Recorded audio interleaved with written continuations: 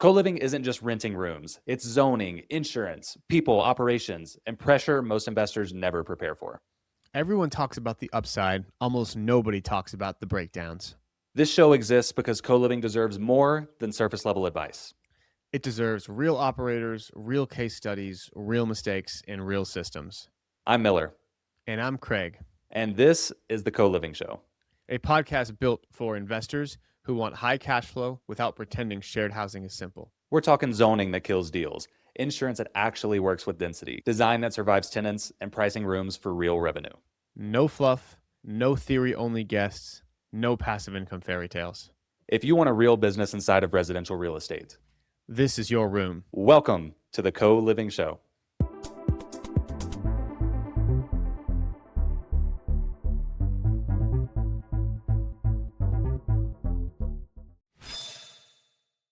Hey everyone, my name is Craig Curelop, and I've got with me here Miller McSwain, and we are starting the Co-Living Show.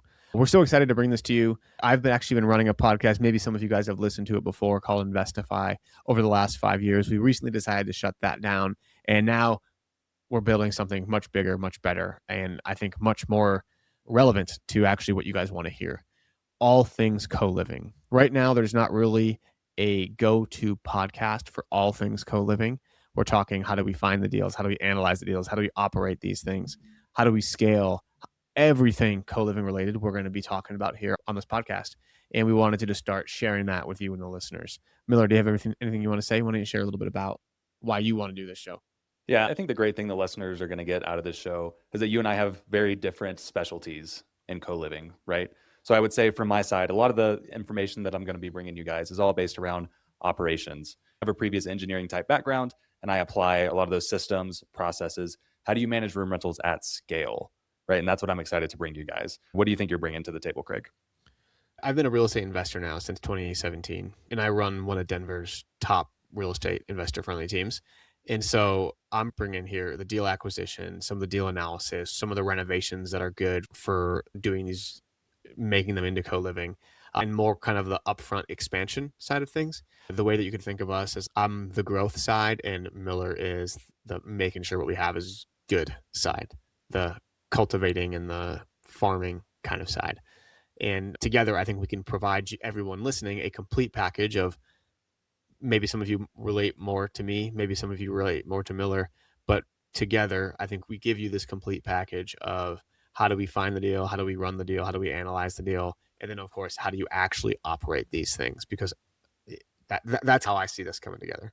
Yeah, and I think the show couldn't be any more timely, right? We're seeing a lot of rental unaffordability issues in a lot of cities around the country. So there's a great opportunity right now for co-living to come in and be the solution for the renters and also be a solution for the investors, right? Everyone knows it's hard to go out there and find a cash flowing deal today over the last couple of years. And this really is a solution that works for renters today and works for investors today.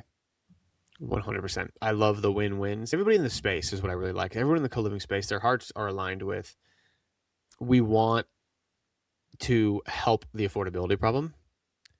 In order to do that, there's got to be financial incentive for people. We're not dumb, right?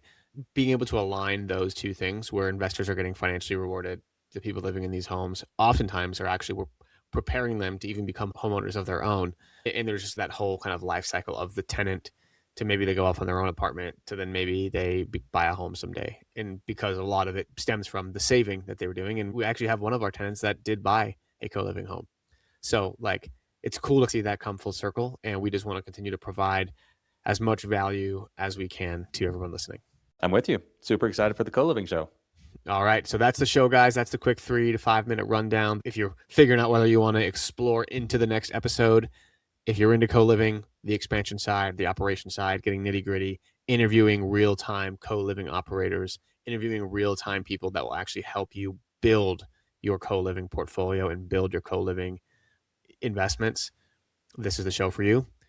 We'll get on to the first episode.